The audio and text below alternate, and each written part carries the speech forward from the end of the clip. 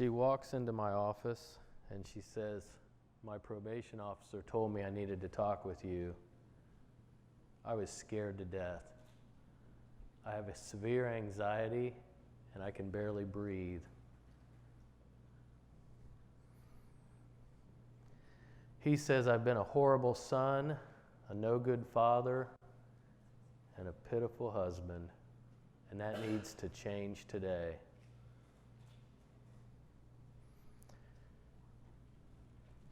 She says you can call me if you want, but my voicemail's not set up. I'll call you back.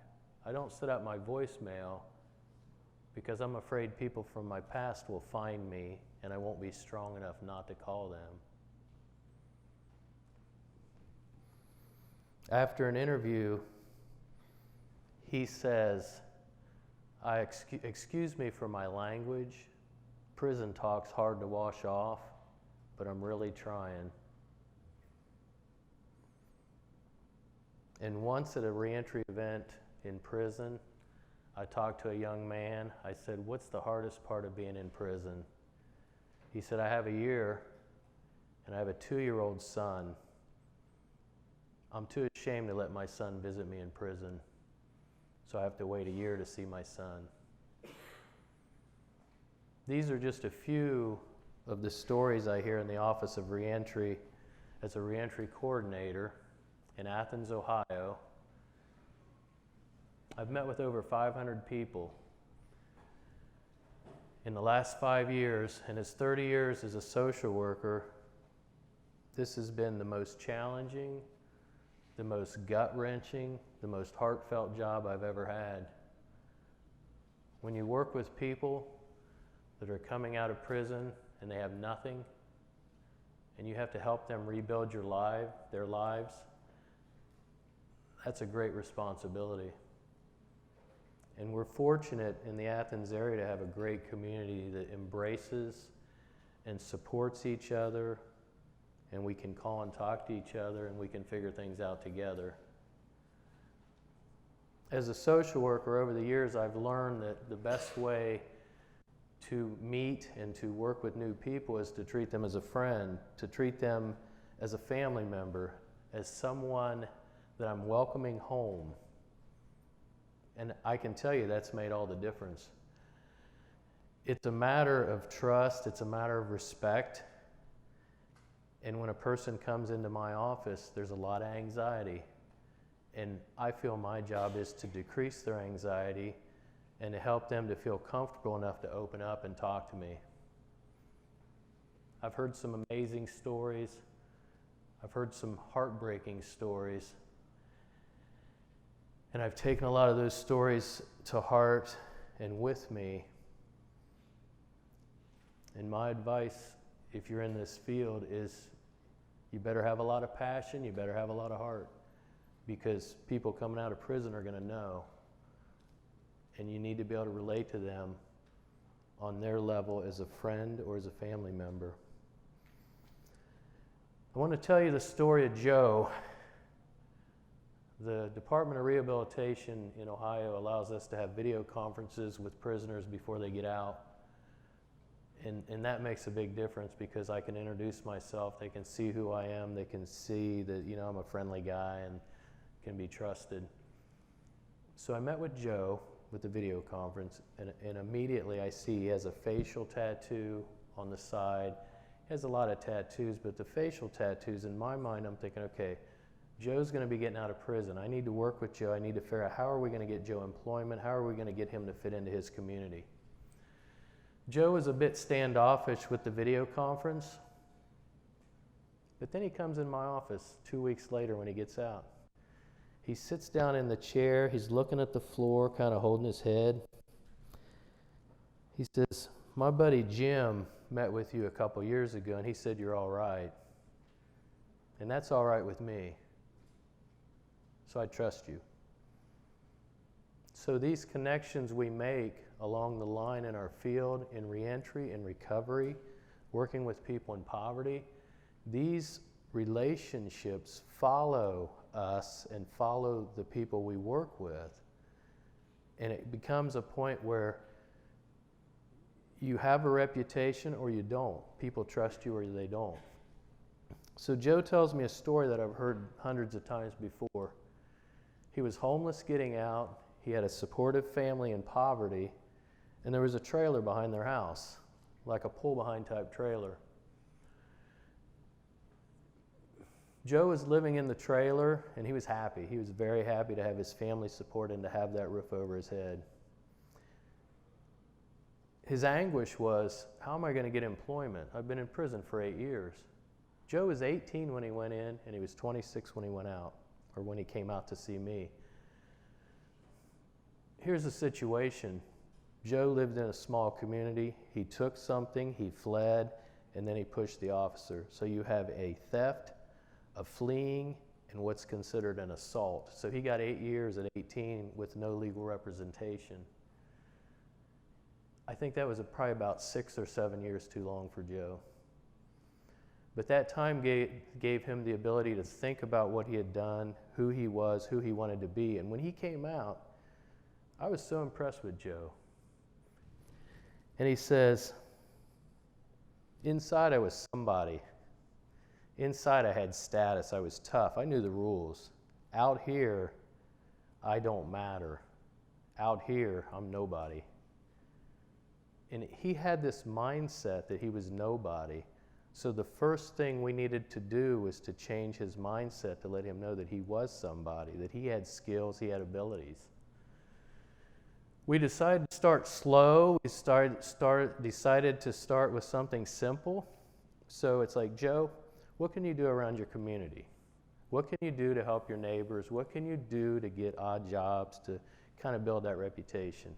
So he started mowing grass. He started cleaning out gutters.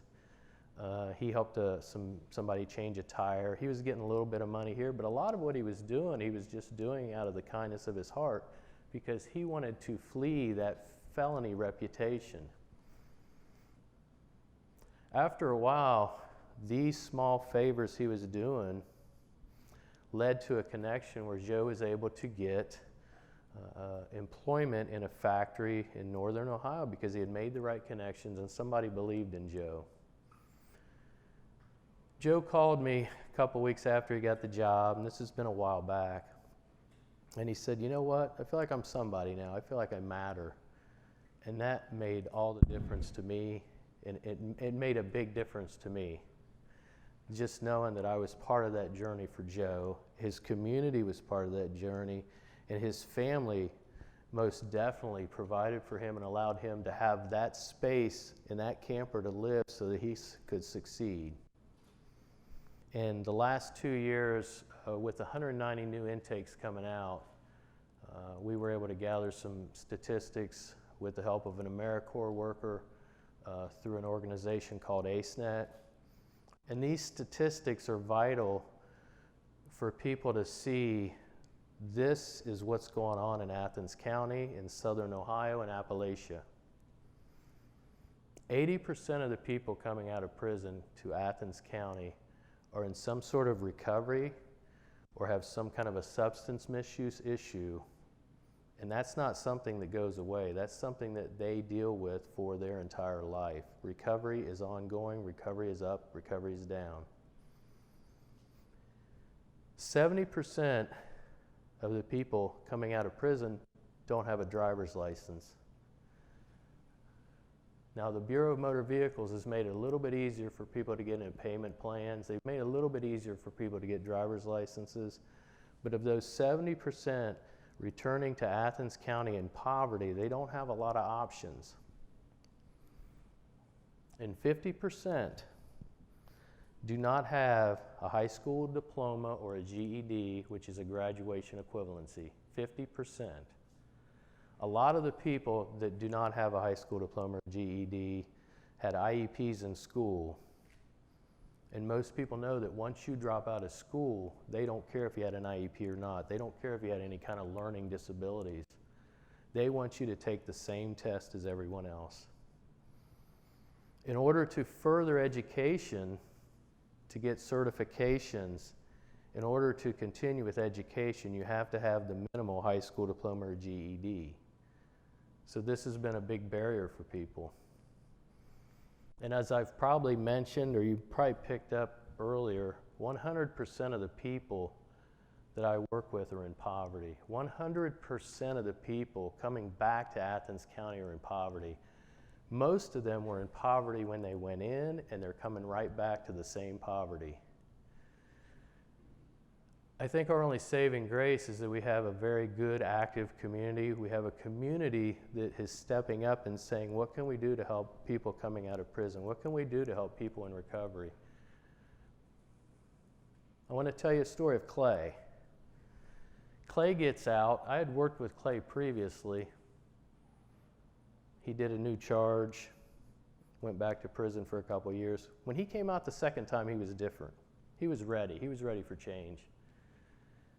Clay went to prison, and then he went to a step-down recovery type center where he learned more of thinking for a change. He was introduced to cognitive behavioral therapy, which was very important for Clay.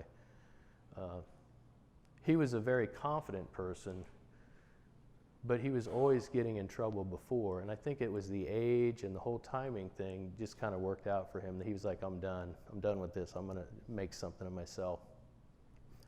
So while Clay was incarcerated and then went to treatment, he was able to get certifications to become an electrician. He was able to get certifications for construction. He was able to get certifications for all these things that we, employers, people look at and they say, oh, you're certified, I'm going to hire you. So he's showing me these. He's got a portfolio. He's so proud. I'd never seen Clay like this. He says, they're doing a construction project across the parking lot from where I work. He said, I'm going to walk over there and show them what I can do. I'm going to walk over there and tell my story. Clay walked across the parking lot, came back a couple hours later, and I was like, in suspense.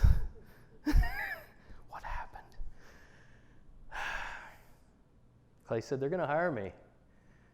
He said, they were so impressed with my honesty and what I did while I was inside and my certifications that they said, you can start in a couple days, but I have to have tools. I was like, no problem. Through my office, I was able to help with some vouchers for him to get some tools, the basic tools. His family helped him also. He didn't have a driver's license at that point, but he had a brother that was going to take him on site, and we worked on the driver's license issue. Working on the driver's license issue meant me contacting another county that had a child support hold on Clay, and Clay, now that he was employed, agreeing to make payments on that, and they took the hold off. So then Clay was able to get into a payment plan. So this is how the wheels start rolling for people.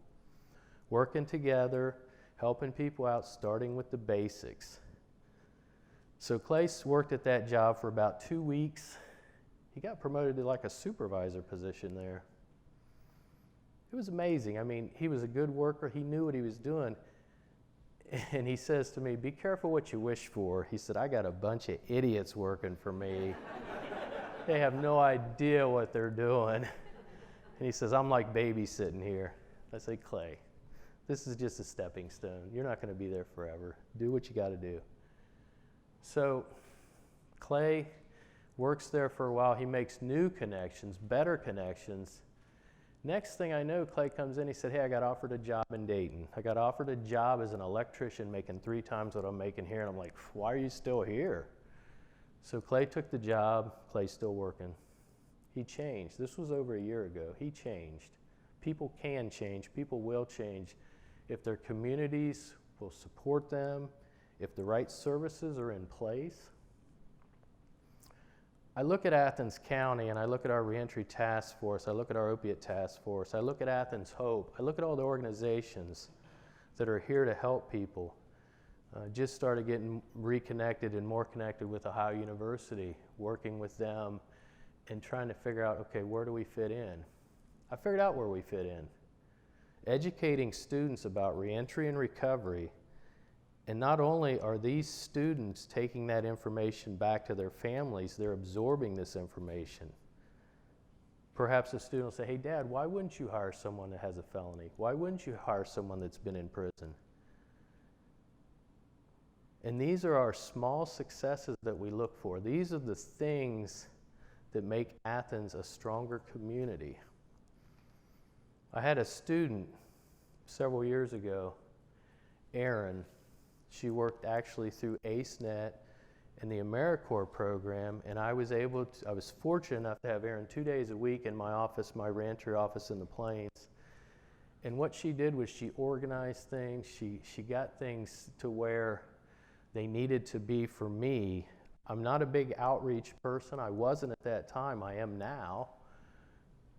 She developed a newsletter for Reentry, for the Reentry Task Force. She started creating collaborations for people. She started doing all these things that I had thought, I'm working in my office. What I do in my office is in my office. I had no idea.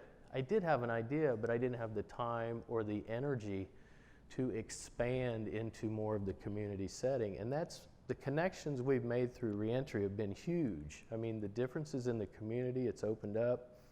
We've got a good name for ourselves. People from the state, from all over the state, come down here and they say, what's Athens County doing? What are they doing that we can duplicate? And that's my plead is for other rural communities, small counties, small towns, to step up. Find your community champions. Be that person. Create these collaborations. Work together. Build reentry and recovery programs that are working together. Communities working together. It's amazing what you can do as a community.